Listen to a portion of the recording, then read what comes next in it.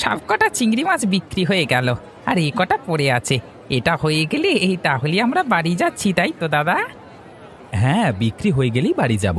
এখানে বসে থেকে কি হবে? তারপর বাড়ি গিয়ে বিশ্রাম করে দুটো চিংড়ির ঘেরে খাবার দিতে হবে। অনেক কাজ আছে।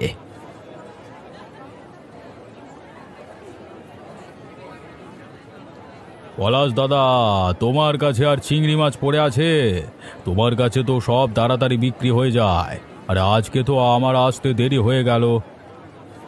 হ্যাঁ হ্যাঁ, অল্প কিছু চিংড়ি মাছ পড়ে আছে, তাহলে সবগুলো তোমাকে দিয়ে দেবো। তোমাদের কাছে অল্প কিছু মানে অনেক। আগে বলো কত পড়ে আছে। বেশি পড়ে নেই দারোগাবাবু, ওই 500 গ্রাম মতো হবে। আপনি তো এমনিতেই 500 গ্রাম নেন, আপনার সবগুলোই লাগবে। ও, মোটে 500 গ্রাম? তাহলে সবগুলো দিয়ে দাও। এর থেকে কম নিয়ে গেলে গিন্নি আবার ঝ্যাঁটা মেরে দাঁড়াবে। হ্যাঁ, আমি এক্ষুনি দিয়ে দিচ্ছি। তাহলে বউকে সকলেই ভয় পায়, বলুন দারোগা বাবু? আপনি পুলিশ হয়েও নিজের বউকে ভয় পাচ্ছেন, তাহলে তো আমরা কোথাকার কে? সত্যি যা বলেছ। পুলিশ আমি বাইরে, বাড়ির ভেতরে যেন আমি জেল খাটা আসামি। আর কিছু করতে গেলেও গিন্নিকে জিজ্ঞেস করে করতে হবে। দারোগাবাবু, এই নিন আপনার চিংড়ি মাছ। আপনি আপনি 50 টাকা দিন। না না, 50 টাকা হবে না, আমি 40 টাকা দেব। কারণ আমি প্রত্যেক দিন 40 টাকার মাছ নিয়ে যাই। আজকে 10 টাকা বেশি নিয়ে গেলে খরচ বেড়ে যাবে। আপনার সাথে কি আর দরদাম করব বলুন? আপনি 40 টাকাই দিন, আপনি আমাদের রোজকার খদ্দের। এই নাও পলাশ দাদা, তোমার 40 টাকা। যাই হোক আর নাই হোক, তোমার চিংড়ি মাছের স্বাদই আলাদা। আরে রফিকুল, যে শহর থেকে কবে গ্রামে ফিরলি রে?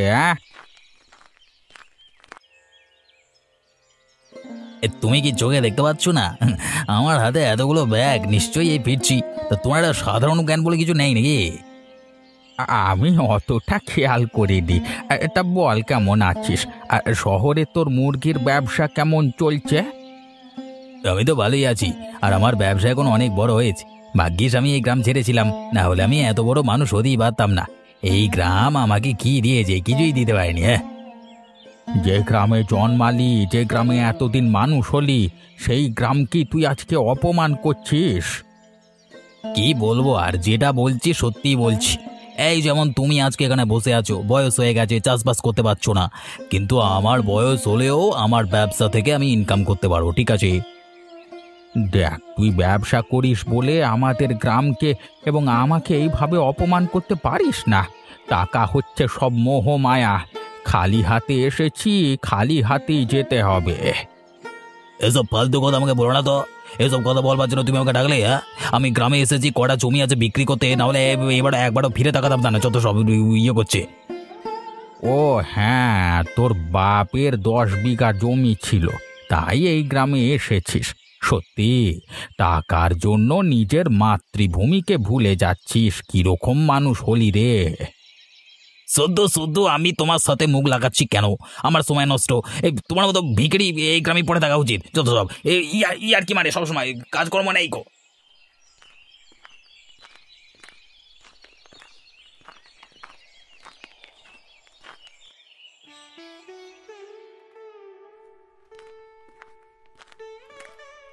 কি ইমরান, কি করছো? এই তো স্যার, ফাইলগুলোকে দেখছিলাম একবার। আপনি আসতে দেরি করছেন দেখে আমি একবার করে মিলিয়ে নিচ্ছিলাম। তা স্যার, আপনার আসতে এত দেরি হলো কেন, আমি কি জানতে পারি?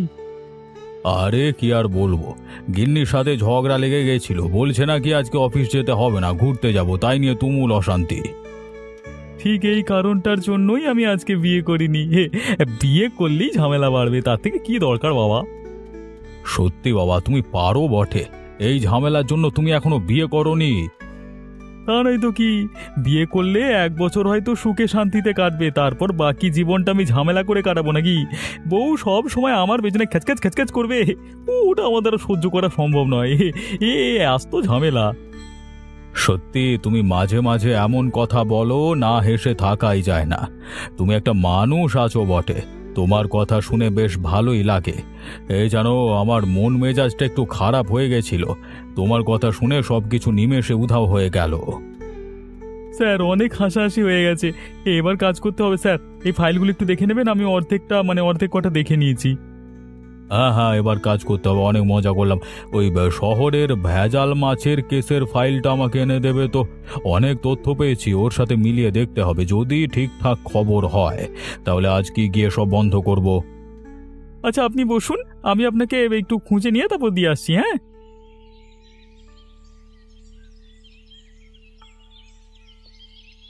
ওগো বলছি কি, বাড়ির পিছনের দিকের পাঁচিলটা যে ভেঙে গেছে, ওটা কি মেরামত করবে না?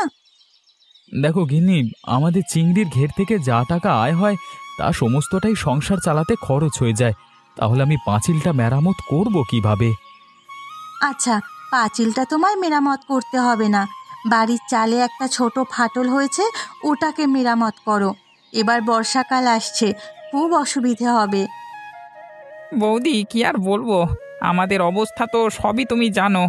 যা ইনকাম করি তা খাওয়া দাওয়া করতে আর সংসারের পেছনে খরচ হয়ে যায়। একটা টাকা যদি জমাতে পারি।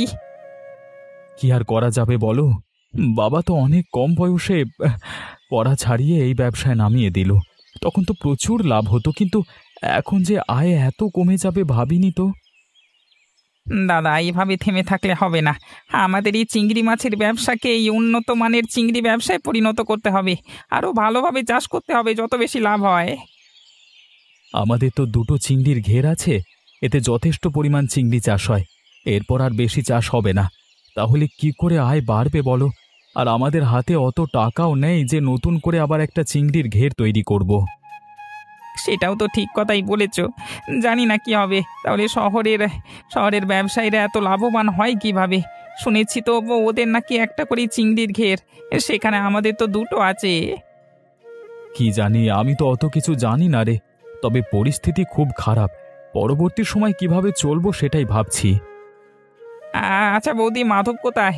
ওকে তো দেখতে পাচ্ছি না। খাওয়া দাওয়া করেছে তো? না না, মাধবী স্নান করতে গেছে, ও এলে একসাথে দুজনে খাবো, তোমরা খেয়ে নাও। এভাবে ব্যবসা চলতে থাকলে কি করে যে কি হবে? এখন আমরা না হয় দুজন আছি, পরে যখন আমাদের বাচ্চা কাচ্চা হবে তখন তার খরচ বাড়বে, সেই খরচ চালাবো কি করে? এই জগাই, আরে ও জগাই, কেমন আছিস? অনেকদিন পর দেখা। আরে রফিকুল, তুই কবে গ্রামে ফিরলি রে? কেমন আছিস আগে বল। হ্যাঁ, আমি ভালো আছি, আজকে সকালেই ফিরলাম। তা তুই কেমন আছিস বল, তোদের ব্যবসা কেমন চলছে? 5 বছর আগে যখন শহরে গেছিলাম তখন তো চিংড়ির ঘের থেকে বেশ ভালো উপার্জন করতিস। কি আর বলবো, চলছে ওই কোনো রকমে। আগের মতো আর ব্যবসা হয় না, মানে যত দিন যাচ্ছে খরচা বাড়ছে কিন্তু আয়ও বাড়ছে না। মানে ওই দুটো চিংড়ির ঘের থেকে আগেও যা উপার্জন হতো এখনো তাই হচ্ছে। ওই টাকায় কি আর সংসার চলে বল? কেন, তোরা আরো বেশি বেশি করে চাষ কর না। আরে তাহলেই তো সমস্যার সমাধান হয়ে যায়। আমি যেমন শহরে আগে কম কম মুরগি চাষ করতাম, কিন্তু এখন বহু পরিমাণে মুরগি চাষ করি, ঠিক আছে? কিন্তু বেশি চিংড়ি মাছ চাষ করলে তো মারা যাবে। ওই ছোট জায়গায় হয় নাকি বেশি পরিমাণ? যথেষ্ট পরিমাণ তো রাখতে হবে। জগাই, তোকে আমি এই ওষুধটা দিচ্ছি। এটা হচ্ছে চিংড়ি মাছ বড় করবার ওষুধ। এই ওষুধ প্রয়োগ করে আমি ছোট ছোট মুরগি বড় করি, ওই করেই অনেক লাভ হয়। তুইও ছোট ছোট চিংড়ি মাছের উপর প্রয়োগ কর, বড় হবে চিংড়ি মাছগুলো, তখন বিক্রি করবি, আবার চাষ করবি, আবার বিক্রি করবি, প্রচুর লাভ। কিন্তু এই ওষুধ ব্যবহার করলে মানুষের তো ক্ষতি হবে। তুই তাহলে ব্যবসার এখনো কিছুই জানিস না। ওরে মানুষের ক্ষতি হবে তো তোর কি? হ্যাঁ, তুই তোর টাকা দেখবি, তুই যাতে বাঁচতে পারিস সেরকম ব্যবসা তুই করতে হবে নাকি? হ্যাঁ হ্যাঁ, তুই ঠিক বলেছিস। সবার কথা ভেবে আমার কি লাভ যদি আমি খেতে না পাই? তোকে অসংখ্য ধন্যবাদ রে এই ওষুধটা দেওয়ার জন্য। এবার আমরাও বড় লোক হব। আচ্ছা ভাই, তুই কোথায় যাচ্ছিলিস? যা, আমার একটু কাজ আছে, পরে কথা বলবো।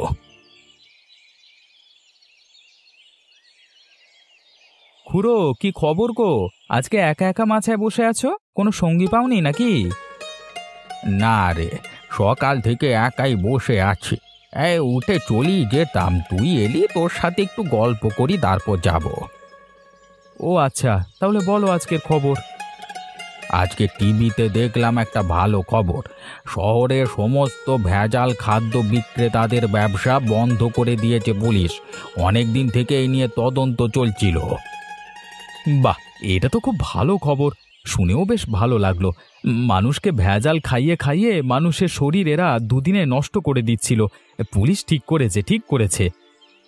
হ্যাঁ, দেখেছিস তো, আগেকার মানুষ বাঁচতো 100 বছরের ওপর, কিন্তু এখন মানুষ 60 বছরে ঘায়েল হয়ে পড়ে।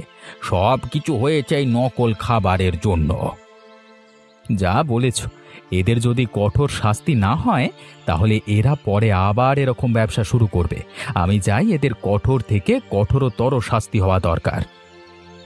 আমি তো শুধুমাত্র তোকেই দেখেছি সৎভাবে এবং প্রাকৃতিকভাবে চিংড়ি মাছ চাষ করে ব্যবসা করতে।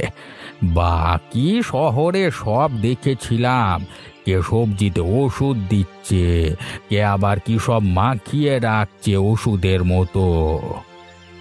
আমার জীবনের একটাই নীতি, যতদিন বেঁচে থাকবো কষ্ট করব, তবু মানুষকে উল্টোপাল্টা জিনিস খাওয়াবো না। এই জন্যই তো তোকে এত ভালো লাগে। আমি চাই তোর ব্যবসা যেন আরো বড় হয়।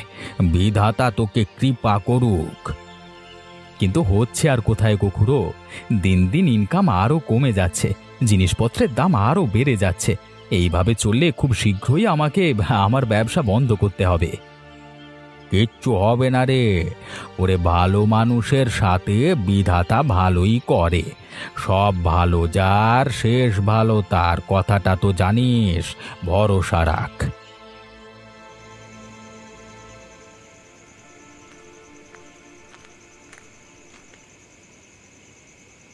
গিন্নি, গিন্নি, আরে বড় লোক হওয়ার উপায় পেয়ে গেছি গিন্নি, আর আমাদের কোনো দুঃখ কষ্ট থাকবে না। কি হলো গো, তুমি এরকম ভাবে নাচছো কেন? তোমাকে দেখে যে আমার বড় হাসি পাচ্ছে। এই দেখো ওষুধ, এই ওষুধের সাহায্যে আমরা বড় লোক হব। এই সবাইদের মতো আমাদেরও অনেক বড় বাড়ি হবে, অনেক টাকা হবে।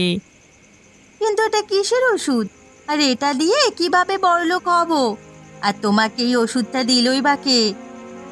দাঁড়াও দাঁড়াও, এক এক করে সব কিছু বলবো, দাঁড়াও না। এই ওষুধটা আমাকে রফিকুল দিয়েছে। ও তো শহরে মুরগির ব্যবসা করে। তো এই ওষুধটা প্রয়োগ করলে এই ছোট্ট মুরগি একদিনই বড় হয়ে যায়। তারপর তো লাভে লাভ। এরপর আমিও এটা প্রয়োগ করব। আর আগে দাদাকে রাজি করাতে হবে। দাদা এতে রাজি হবে না, কারণ মানুষের শরীরে ক্ষতি হবে। যদি রাজি না হয় তাহলে কি করবে? কি আর করবো, তাহলে ওষুধটা ব্যবহার করলে হবে না, আমাদের বড় লোক হওয়ার হবে না। তোমার মাথায় না কিচ্ছু বুদ্ধি শুদ্ধি নেই। তুমি যখন জানো এটা করলে বড়লোক হয়ে যাবে, তাহলে ব্যবহার করবে না। আর তোমার দাদা যদি রাজি না হয় তাহলে বলবে একটা চিংড়ির ঘর আমাকে দিয়ে দিতে। দুজনের ব্যবসা আলাদা করে নাও, তবেই আমরা বড়লোক হয়ে যাব। হ্যাঁ গো গিন্নি, হ্যাঁ তুমি ঠিক কথাই বলেছ। আরে এটা তো আমি ভেবে দেখিনি। বড় লোক আমি হবই, তবে যে করি হোক দরকার হলে ব্যবসা ভাগ করে নেব।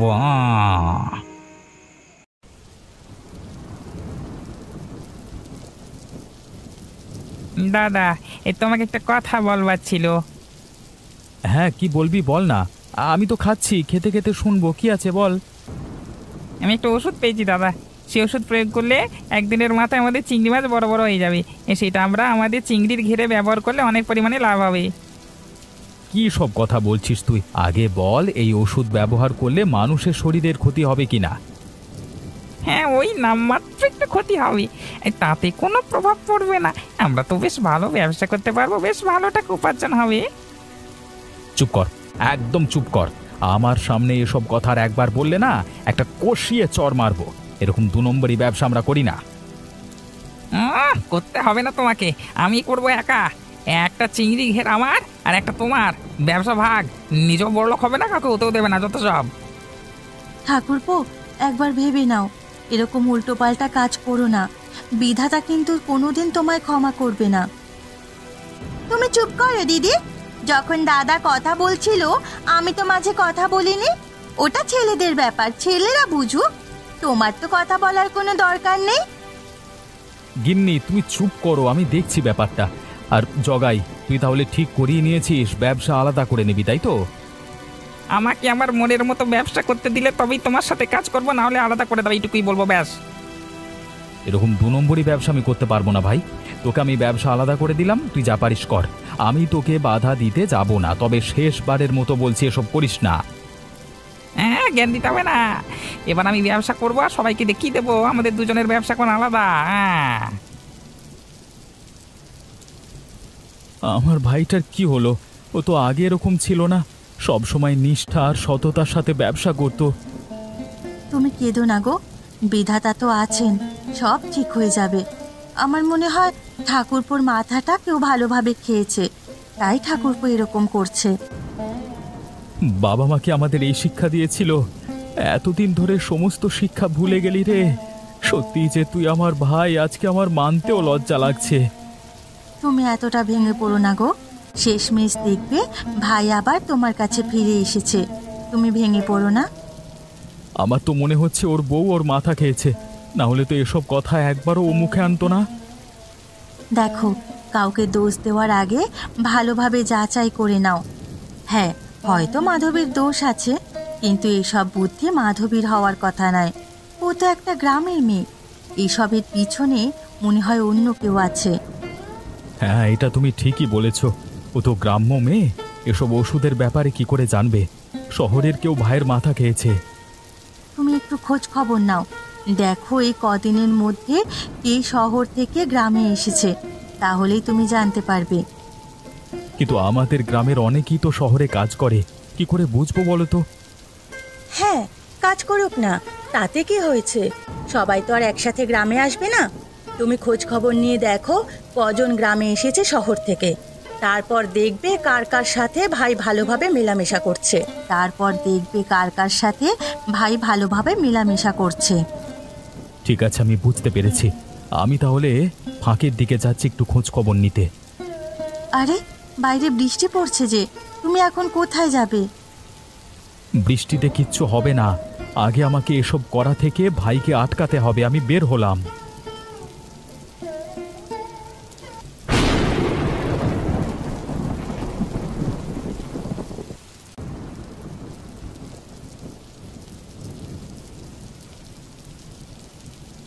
খুড়ো, তোমার সাথে কিছু কথা আছে গো, বড্ড বিপদে পড়েছি। কি হয়েছে রে পলাশ? এত বৃষ্টির মাঝে তুই এলি কিভাবে? ওসব পরে বলবো আমি। আমার ভাইটার মাথা খারাপ হয়ে গেছে, ও ওষুধ দিয়ে চিংড়ি মাছগুলো বড় করতে চাইছে। এটা থেকে আমাদের আটকাতে হবে। কেন, তুই বারণ করিসনি?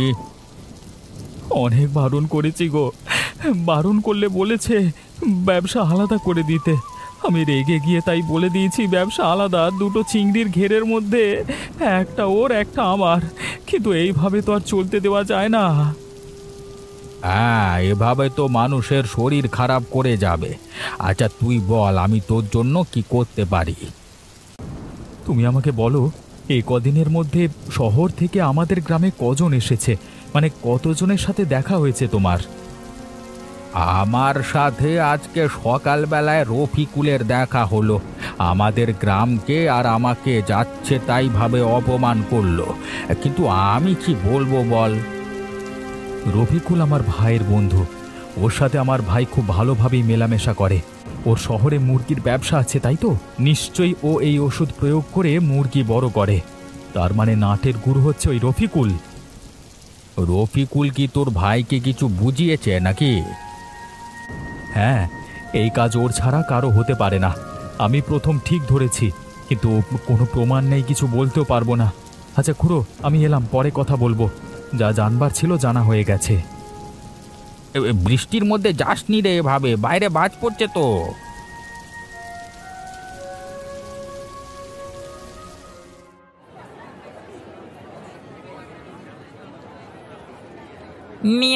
নিয়ে যান, অল্প টাকায় বড় বড় চিংড়ি মাছ নিয়ে যান। আমার মতো কমে আর কেউ দিতে পারবে না, নিয়ে যান।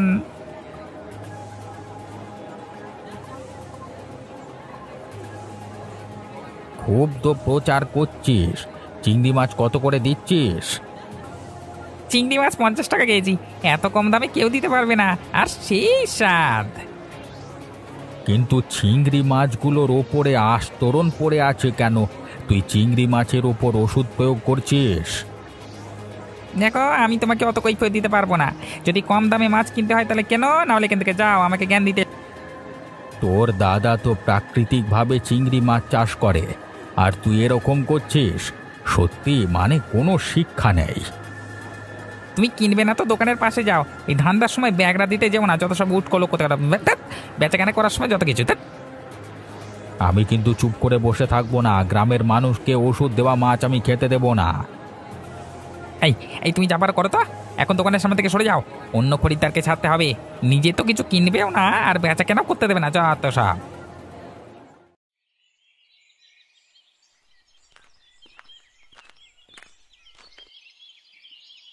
দারোগা বাবু, আমাদের গ্রামে ভেজাল জিনিস বিক্রি হচ্ছে যে।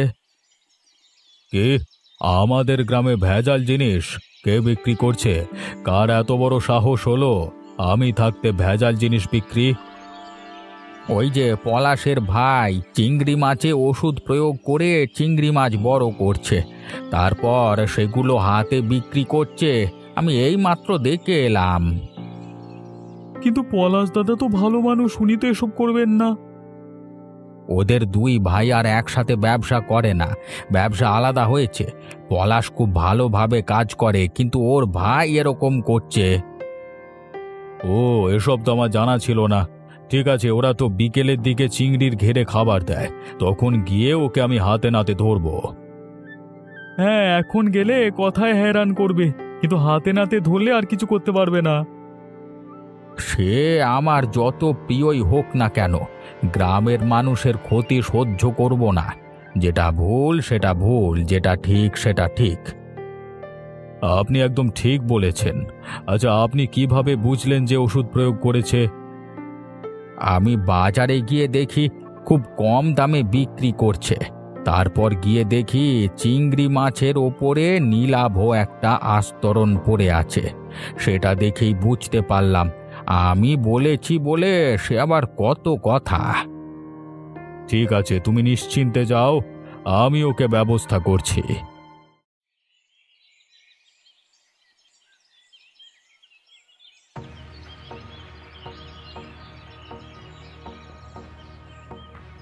ভাই, তুই কেন এমন করছিস? কেন চিংড়ি মাছগুলোতে ওষুধ প্রয়োগ করছিস? মানুষকে ভালো খাবার খাওয়া না। দেখো দাদা, তুমি তোমার মতো কাজ করো, আমি আমার মতো কাজ করছি। এখানে তুমি বাধা দেওয়ার চেষ্টা করো না তো।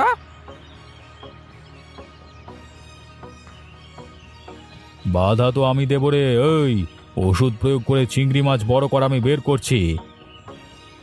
দারোগাবু, আপনি এ সময় এখানে কি করে এলেন? কি করে আবার? হেঁটে হেঁটে চলে এলাম, আর তোমার কর্মকাণ্ড দেখতে পেয়েছি। এবার চলো আমাদের সাথে। 10 বছর জেল খাটবে, শাস্তিটা নিশ্চয়ই জানা আছে। দারোগা বাবু, আমাকে ক্ষমা করে দিন দারোগা বাবু।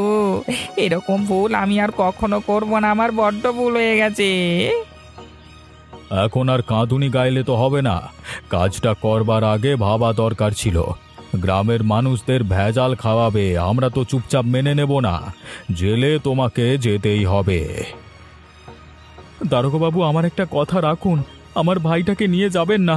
ও একবার ভুল করে ফেলেছে। আমি আপনার কাছে হাত জোর করে ক্ষমা চাইছি, তার জন্য দয়া করে আমার এই কথাটা রাখুন। ঠিক আছে পলাশ দাদা, তুমি খুব ভালো মানুষ, কোনোদিন ভেজাল জিনিস বিক্রি করনি, তাই জন্য তোমার কথা শুনছি।